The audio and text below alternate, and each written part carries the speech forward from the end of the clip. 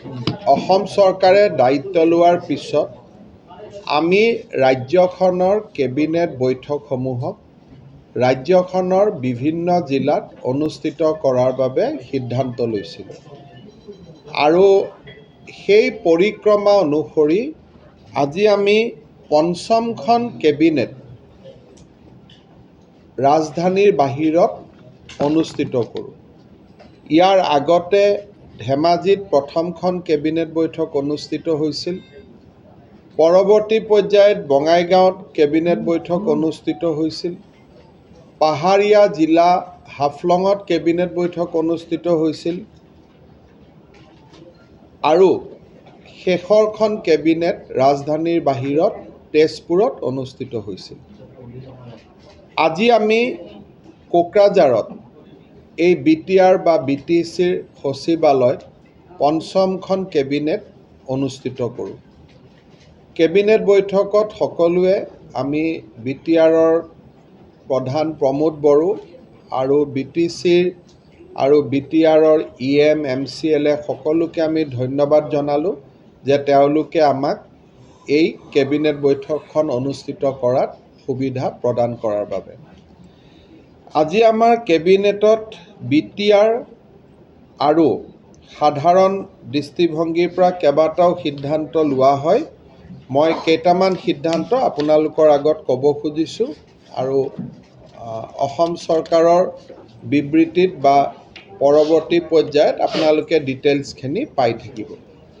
12 ছেপ্টেম্বৰৰ পৰা অসম বিধানসভা অনুষ্ঠিত হ'ব আৰু এই অসম বিধানসভাৰ অধিৱেশনত পুৰণিকলীয়া আইনসমূহ, যিসমূহ আইন আজিৰ দিনত প্ৰাসংগিক নহয়, সেই আইনসমূহ বাতিল কৰাৰ বাবে আমি এটা সিদ্ধান্ত লৈছিলোঁ। যোৱা কেবিনেটত এনেকুৱা অবছলেট আইন কেইবাখনো বাতিল কৰাৰ সিদ্ধান্ত লৈছিলোঁ আৰু আজিৰ কেবিনেটতো আমি 48খন পুৰণিকলীয়া আইন বাতিল কৰাৰ বাবে আমি সিদ্ধান্ত লৈছোঁ। অৰ্থাৎ এই সময়ৰ সোঁতত এই আইনসমূহৰ প্ৰাসংগিকতা এতিয়া নোহোৱা হৈছে, কিন্তু বিধানসভাৰ ৰেকৰ্ডত এইসমূহ আইন বুলিয়ে গণ্য হৈ আছিল। তেনে 48খন আইন আমি বাতিল কৰাৰ সিদ্ধান্ত লৈছোঁ আৰু তাৰ তালিকাখন আপোনালোকে আমাৰ চৰকাৰী মাধ্যমত আপোনালোকে পাব পাৰিব। আমাৰ আউনীআটী বিশ্ববিদ্যালয় স্থাপন কৰাৰ এটা প্ৰচেষ্টা চলি আছে। এইবাৰ অসম বিধানসভাত আউনীআটী বিশ্ববিদ্যালয় স্থাপনৰ আইনো আমাৰ সদনত উত্থাপন কৰা হ'ব। আমাৰ আজিৰ কেবিনেটত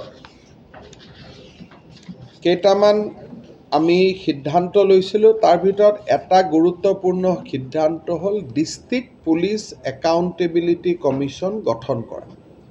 যোৱা বিধানসভাত আমি পুলিচ একাউণ্টেবিলিটি কমিশ্যন আইনখনৰ সংশোধন আনিছিলোঁ আৰু বিধানসভাত আমি প্ৰতিশ্ৰুতি দিছিলোঁ যে ষ্টেট পুলিচ একাউণ্টেবিলিটি কমিশ্যনৰ আইনৰ সংশোধনৰ লগে লগে আমি এই বছৰৰ ভিতৰতে ডিষ্ট্ৰিক্ট পুলিচ একাউণ্টেবিলিটি কমিশ্যন গঠন কৰি তাৰ আইন আমি বিধানসভাত প্ৰস্তুত কৰিম। এই ডিষ্ট্ৰিক্ট পুলিচ একাউণ্টেবিলিটি কমিশ্যনখন গঠন হোৱাৰ লগে লগে জিলা পৰ্যায়ত পুলিচে যদি ক্ষমতাৰ অপব্যৱহাৰ কৰে তাৰ বিৰুদ্ধে সাধাৰণ জনতাই অভিযোগ দিব পাৰিব আৰু সেই অভিযোগসমূহ পৰ্যালোচনা কৰি এই পুলিচ একাউণ্টেবিলিটি কমিশ্যনে পুলিচ অফিচাৰজনৰ বিৰুদ্ধে ল'বলগীয়া ব্যৱস্থা ৰিকমেণ্ড কৰিব পাৰিব।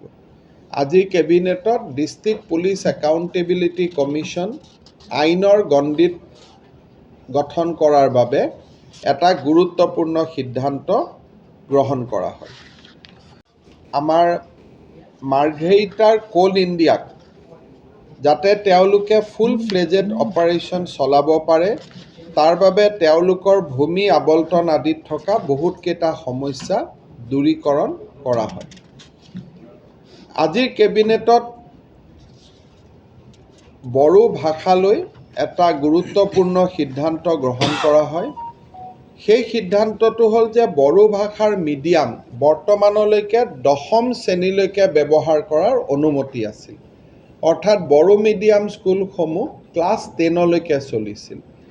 আজি কেবিনেটে এটা গুৰুত্বপূৰ্ণ সিদ্ধান্ত লৈ বড়ো মিডিয়াম স্কুলসমূহ 12মান শ্ৰেণীলৈকে চলাৰ বাবে অনুমতি প্ৰদান কৰে। অৰ্থাৎ ছেবালৈকে এতিয়া বড়ো মিডিয়াম চলিছিল।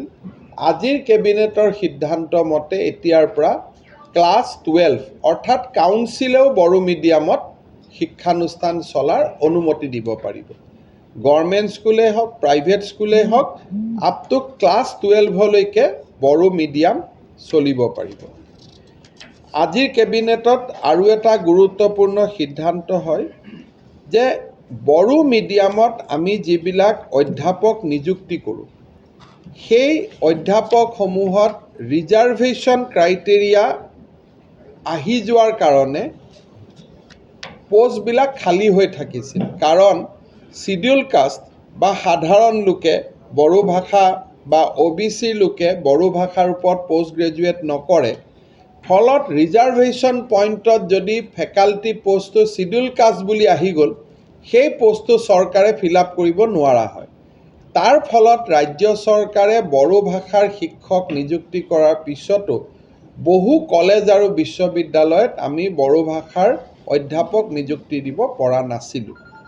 আজিৰ কেবিনেটে বড়ো ভাষাৰ শিক্ষক নিযুক্তিৰ বিষয়টো, শিক্ষক মানে অধ্যাপক অধ্যাপিকা অকল কলেজত, সেইটো আমি ৰিজাৰ্ভেশ্যন আউটাৰ পৰা বাহিৰলৈকে লৈ আহিলোঁ।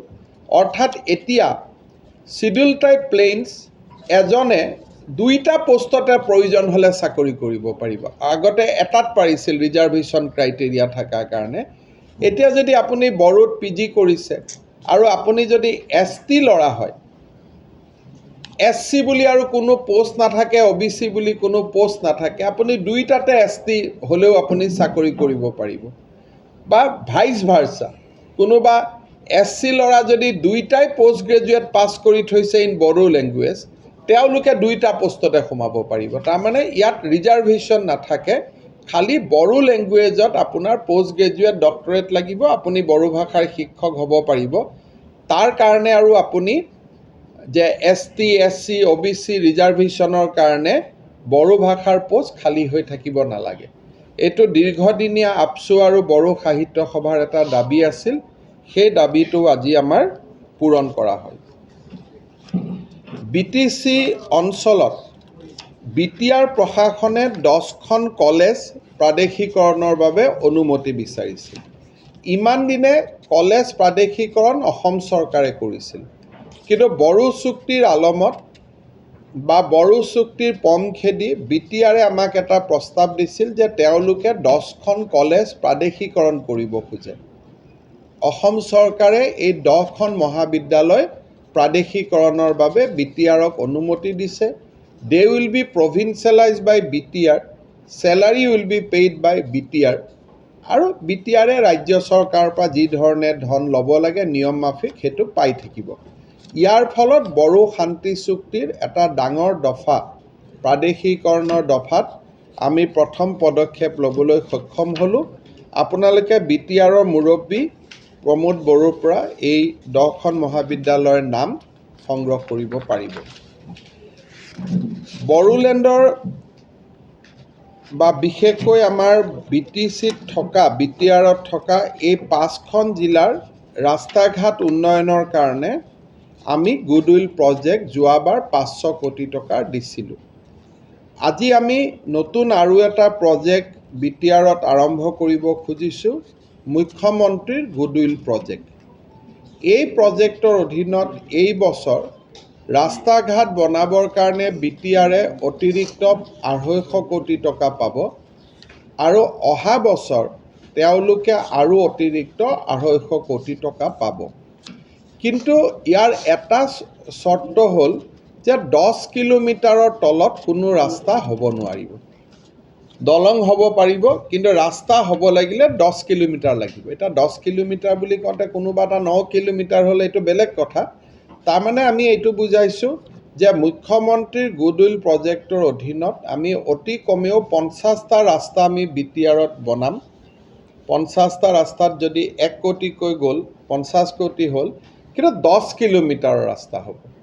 টোটেল 500 কোৰ্ছৰ আমাৰ ৰাস্তা হ'ব আৰু 500 কিলোমিটাৰ আমি ৰাস্তা বনাব পাৰিম। যদি দলং বনায় তেতিয়াহ'লে কম হ'ব। গতিকে আজি আমি BTRৰ বাবে এই গুডউইল প্ৰজেক্টটো আমি অনুমোদন জনাইছোঁ। 250 কোটি টকা এই বিত্তীয় বৰ্ষত পাব, 250 কোটি টকা তেওঁলোকে অহা বিত্তীয় বৰ্ষত পাব। ৰাজ্য চৰকাৰৰ লোক নিৰ্মাণ বিভাগে এই প্ৰকল্প ৰূপায়ণ কৰিব BTR প্ৰশাসনৰ সহযোগত। কেবিনেটত মুখ্যতঃ এইকেইটা সিদ্ধান্ত লোৱাৰ উপৰিও অসম বিধানসভাৰ আগন্তুক অধিৱেশন সম্পৰ্কে কেবিনেটত আলোচনা হয় আৰু তাৰ লগে লগে অহা 24 আৰু 25 তাৰিখ কাজিৰঙাত আমাৰ মন্ত্ৰী বিষয়া এই সকলোবিলাক লগ লাগি এটা 3দিনীয়া চিন্তন শিবিৰ অনুষ্ঠিত হ'ব। সেই শিবিৰ সম্পৰ্কেও আমি আলোচনা কৰোঁ, কাৰণ 3 দিন আমাৰ বিষয়াসকল মন্ত্ৰীসকল একেলগে আমাৰ কাজিৰঙাত থাকিব আৰু চৰকাৰৰ ভিছন সম্পৰ্কে তেওঁলোকে আলোচনা কৰিব আৰু বহুকেইজন বিশেষ ব্যক্তি আহিব, যিসকলে ভাৰতবৰ্ষৰ বিভিন্ন ৰাজ্যত হৈ থকা ঘটনা প্ৰবাহৰ বিষয়ে আমাক অৱগত কৰিব, যে কোন ৰাজ্যত কি ভাল স্কিম চলি আছে, কোন ৰাজ্যৰ কি স্কিম অসমে অনুকৰণ কৰিব পাৰে, বা অসমৰ গোটেই যিটো বিকাশৰ যাত্ৰা তাত আমি কেনেকুৱা ধৰণৰ ইনোভেশ্যন আনিব পাৰোঁ, সেই বিষয়ে আমাৰ চিন্তন শিবিৰত আলোচনা হ'ব। মন্ত্ৰী আৰু অফিচাৰসকল চিফ ছেক্ৰেটাৰীৰ পৰা 24 তাৰিখে আৰম্ভ হ'ব, 25-26 ই চলিব। ইয়াতে আমি বিভিন্ন কৰ্ণাটকৰ ৰেভিনিউ কমিশ্যনাৰক মাতিব খুজিছোঁ, নীতি আয়োগৰ CEOক মাতিব খুজিছোঁ, কাৰণ কৰ্ণাটকৰ ৰেভিনিউ এডমিনিষ্ট্ৰেশ্যনটো খুব ভাল। GSTৰ ক্ষেত্ৰত গুজৰাটৰ টেক্স কমিশ্যনাৰক মাতিব খুজিছোঁ। অৰ্থাৎ বিভিন্ন থিমেটিক পইণ্টৰ ওপৰত ভাৰতৰ যিবিলাক ৰাজ্য সফল হৈছে তেখেতসকলক আমি মাতি তেখেতসকলৰ পৰা আমি কিছু জ্ঞান আহৰণ কৰিম আৰু তাৰ লগে লগে আমাৰ এটা ভিছন এটাও আমি প্ৰস্তুত কৰিম। প্ৰধানমন্ত্ৰী নৰেন্দ্ৰ মোদী ডাঙৰীয়াই এই চিন্তন শিবিৰ অনুষ্ঠিত কৰিবলৈ আমাক নিৰ্দেশ দিছিলে প্ৰতিখন BJP শাসিত ৰাজ্যত, আৰু আমি এই প্ৰধানমন্ত্ৰী ডাঙৰীয়াৰ নিৰ্দেশ অনুকৰণ কৰি প্ৰথম চিন্তন শিবিৰখন আমি অনুষ্ঠিত কৰিম কাজিৰঙাত। আৰু ঠিক সেইদৰে বছৰত এবাৰ বা বছৰত দুবাৰ এই চিন্তন শিবিৰ অনুষ্ঠিত হৈ থাকিব, যাতে আমাৰ অফিচাৰ আৰু মন্ত্ৰীসকলৰ মাজত ডিষ্টেঞ্চ নাথাকে, সকলোৱে যাতে আমি বুজিব পাৰোঁ যে এটা উদ্দেশ্যত আমি কাম কৰি গৈ আছোঁ। আহিবলগীয়া নিযুক্তিৰ ওপৰত আলোচনা হয়। 22 ছেপ্টেম্বৰত আমি প্ৰায় 12,000তকৈও অধিক নিবনুৱা যুৱক যুৱতীক নিযুক্তি দিম। আজি মই BTRত দতমাত যাওঁতে ডেকা ল'ৰাসকলে মোক সুধিছে যে কামাণ্ডো বেটেলিয়নৰ ৰিজাল্ট কেতিয়া দিব। 15-16 তাৰিখৰ পৰা ৰিজাল্টবিলাক দিয়া আৰম্ভ হ'ব আৰু 22 তাৰিখে আমি আৰু 12,000 অলপ বাঢ়িব, 12,000 নতুন যুৱক যুৱতীক আমি নিযুক্তি দিম আৰু এইবিলাক 100% গভৰ্ণমেণ্ট জব। 30,000 আমি দি উঠিলোঁ, 12,000 আমি দিম, অৰ্থাৎ 42,000। আৰু 30,000ৰ লিখিত পৰীক্ষা হৈ গ'ল, যিটো পৰীক্ষা চলি আছে তাৰ ৰিজাল্টটো দিব। গতিকে 1 লাখ নিযুক্তিৰ দ্ৰুত গতিত আমি আগবাঢ়ি আছোঁ। 23 তাৰিখে 22ত আমাৰ 12,000 চৰকাৰী নিযুক্তি হ'ব। 23 তাৰিখে 4,500 জলমিত্ৰক আমি নিযুক্তি দিম। কিন্তু এই জলমিত্ৰসকলক আমি 1 লাখ নিযুক্তিত ৰখা নাই, কাৰণ তেওঁলোকে ভলেণ্টিয়াৰী কাম কৰিব, 6,000 টকা মাহত দৰমহা পাব।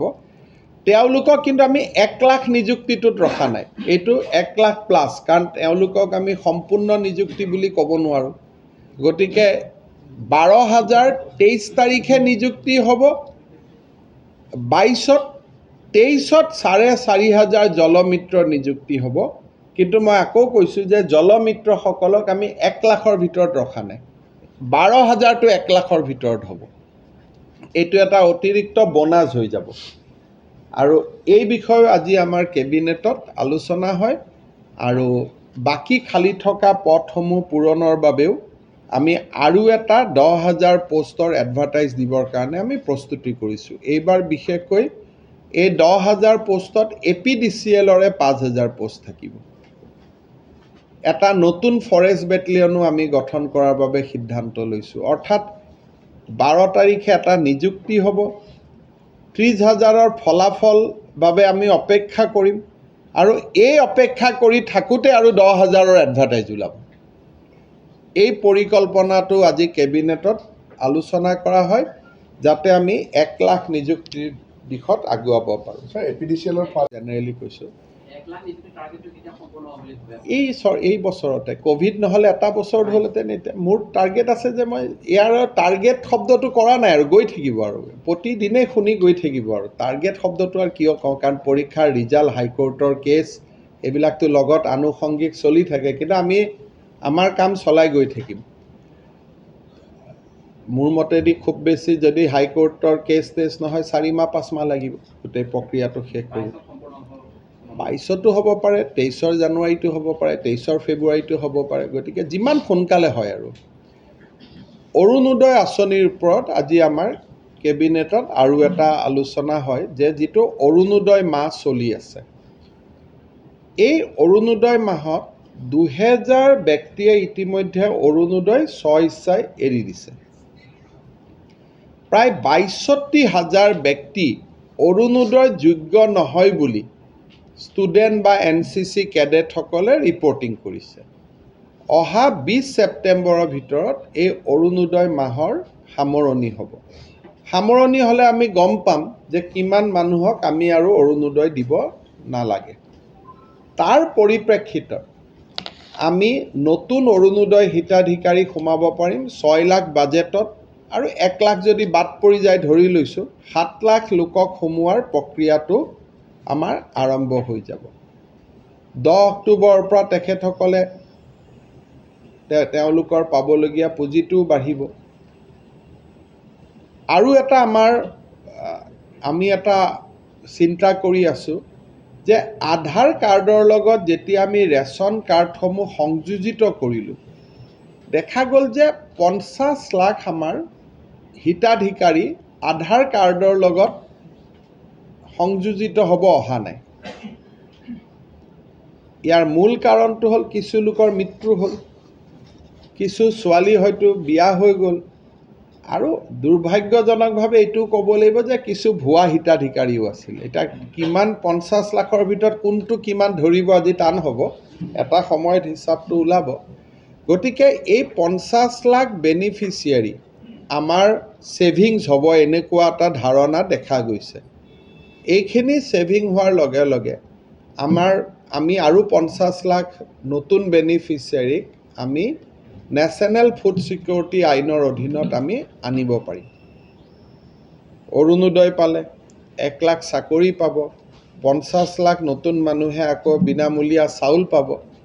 গতিকে এই গোটেই কথাবোৰ আজি আমি কেবিনেটত আলোচনা কৰিলোঁ, আৰু মই ভাবোঁ যে আমি যিটো এটা নিৰ্দিষ্ট লক্ষ্য আমি বান্ধি লৈছিলোঁ সেই লক্ষ্যত আমি আগবাঢ়ি গৈ থাকিব পাৰিছোঁ। আপোনালোকৰ যদি কিবা প্ৰশ্ন, আদিবাসী নামটো তেওঁলোকে চাহ জনগোষ্ঠী হিচাপে ল'ব খোজা নাই, আৰু চাহ জনগোষ্ঠীৰ লোকসকলেও কৈ আছে যে নহয় আমিতো আছিলোঁ একেলগে, আপোনালোকে আমাক কিয় ভাগ কৰে, এই ধৰণৰ এটা চলি আছে। সেইকাৰণে মই টি গাৰ্ডেনৰ বা আমাৰ আদিবাসী লোকৰ বয়োজ্যেষ্ঠ লোকসকলকে দায়িত্ব দিছোঁ যে আপোনালোকে আলোচনা কৰি যি ডিচিশ্যন দিয়ে আমি সেইটোতে আছোঁ। চৰকাৰৰ কাৰণে দুইটাতে ৰাজি, আমাক আদিবাসী বুলি ক'লেও ৰাজি, চাওতালী বুলি ক'লেও আমি ৰাজি, চাহ জনগোষ্ঠী বুলি ক'লেও ৰাজি। কিন্তু কি বুলি ক'লে ৰাইজ একত্ৰিত হৈ থাকিব, ৰাইজৰ মাজত যাতে ভাঙোন নহয়, সেইটো মই তেওঁলোকৰ বয়োজ্যেষ্ঠ ব্যক্তিসকলকে কৈছোঁ যে আপোনালোকে কথা পাতি আমাক জনাই দিয়ক। আৰু এদিনতে এনেও আদিবাসী শান্তি চুক্তি স্বাক্ষৰিত হ'ব গৈ আছে। গৃহমন্ত্ৰী অমিত শ্বাহ ডাঙৰীয়াৰ প্ৰচেষ্টাত অসমৰ আদিবাসী বিদ্ৰোহী সংগঠনসমূহৰ সৈতে কেন্দ্ৰীয় চৰকাৰৰ বুজাবুজি চুক্তি এখন খুব সোনকালে স্বাক্ষৰিত হ'ব, মই এই মাহতে বুলি ভাবোঁ। গতিকে তেনে পৰিস্থিতিত যিটো বিতৰ্ক ওলাইছে সেইটো শেষ হৈ যাব।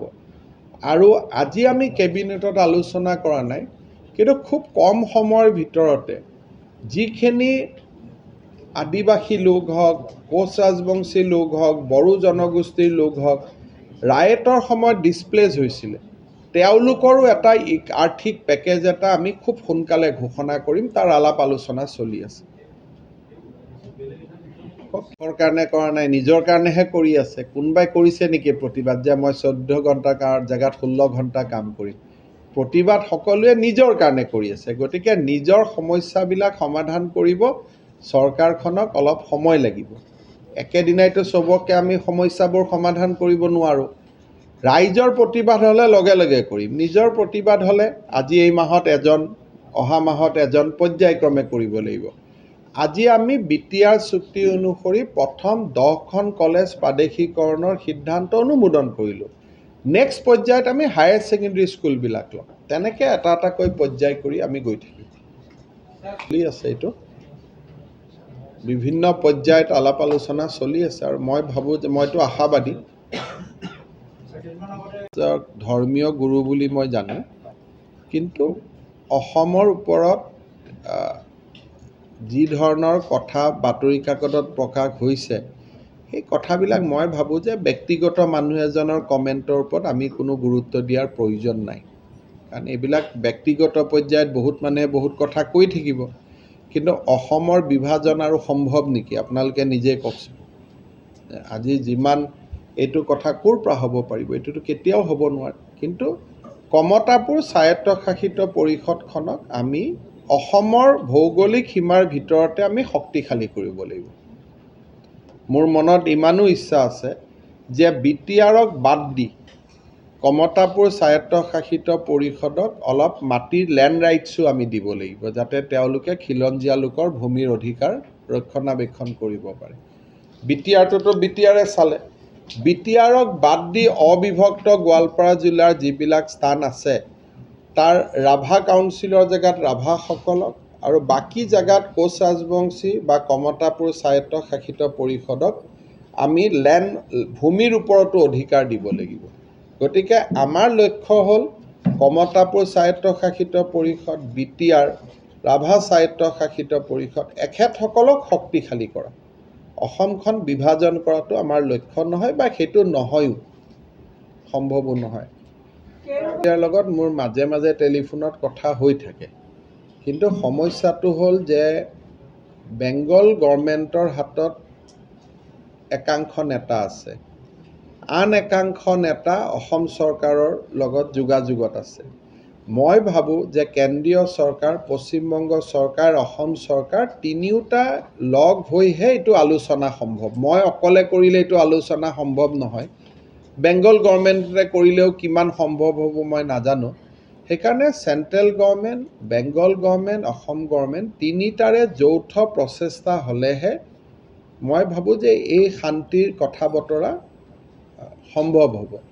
আৰু এনেইতো আমি চবৰ লগতে কথা বতৰা পাতিয়ে থাকোঁ, লগ পালে ফোন কৰিলে বা মই ফোন কৰিলোঁ, এনেকুৱা কোনোবা দিনা তেওঁৰ কাষত ফোন থাকিলে তেওঁ মোক কৰিলে, মোৰ কাষত ফোন থাকিলে মই কিবা কানেকশ্যন পালে তেওঁক কৰিলোঁ। এইটোতো এটা কথা বতৰা পাতি থাকোঁ। অতুল বৰা ডাঙৰীয়াই কৰি আছে বিভিন্ন পৰ্যায়ত। মেইন কথাটো হ'ল ডিলিমিটেশ্যন, সেইটো দি আৰম্ভ হ'ব লাগিব। তাৰ কাৰণে অসম চৰকাৰে ইতিমধ্যে কেন্দ্ৰীয় চৰকাৰক আমি জনাইছোঁ যে ডিলিমিটেশ্যনৰ কাম আৰম্ভ কৰিব লাগে। আইন আদালতৰো কিছু কথা আছে, তেওঁলোকে আৰম্ভ কৰিলেই হৈ যাব। চাই আছে ৰিপৰ্ট, চিফ ছেক্ৰেটাৰীসকলে চাই আছে। ইমান মানুহৰ জীৱনৰ ওপৰত ফেচলা লওঁতে ইমান দৌৰা দৌৰি কৰিব নালাগে। অফিচাৰক দায়িত্ব দিছোঁ, গতিকে তেখেতসকলে অসমৰতো ভালটোৱে কৰিব ন, পৱন বত, গতিকে ডেফিনেটলি তেওঁলোকে অসমৰ ভালটোৱে কৰিব। অহা বছৰ এডমিশ্যন হ'ব। এইবাৰটোতো এতিয়া এডমিশ্যনৰ পৰীক্ষা হৈ গ'ল, অহা বছৰ এডমিশ্যন হ'ব। তেনেকুৱা লাইনেদি আমি আগবাঢ়িছোঁ। যদি আৰু চব কিন্তু নেশ্যনেল মেডিকেল কাউন্সিলৰ স্বীকৃতি লাগিব। এই বছৰৰ শেষৰ ফালে নেশ্যনেল মেডিকেল কাউন্সিল কোকৰাঝাৰত আহিব আৰু কোকৰাঝাৰ ডিষ্ট্ৰিক্ট হস্পিটেল আৰু মেডিকেল কলেজৰ চামিলকৰণৰ বিষয় এটাও থাকিব। গতিকে গোটেইখিনি ঠিক ঠাক কৰি অহা বছৰ এপ্ৰিল মানৰ পৰা ৰাইজে চিকিৎসা ল'ব পাৰিব। শ্ৰদ্ধাৰ কোকৰাঝাৰবাসী জনগণ, ইয়াৰ দ্বাৰা কোকৰাঝাৰ পৌৰসভাৰ অন্তৰ্গত অঞ্চলত বসবাস কৰা জনগণলৈ এটা জৰুৰী ঘোষণা আগবঢ়োৱা হৈছে।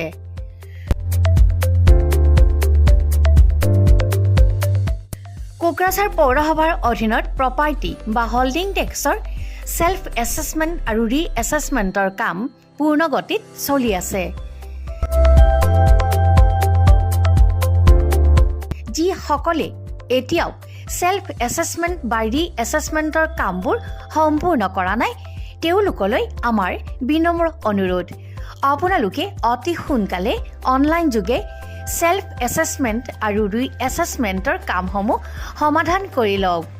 তাৰ বাবে আপোনালোকে অনলাইন যোগে প্লে ষ্ট'ৰলৈ গৈ আছাম প্ৰপাৰ্টি টেক্স এপছটো ডাউনলোড কৰি এই এপছৰ দ্বাৰাই আপোনালোকৰ আধৰুৱা কামবোৰ সম্পূৰ্ণ কৰি ল'ব পাৰিব।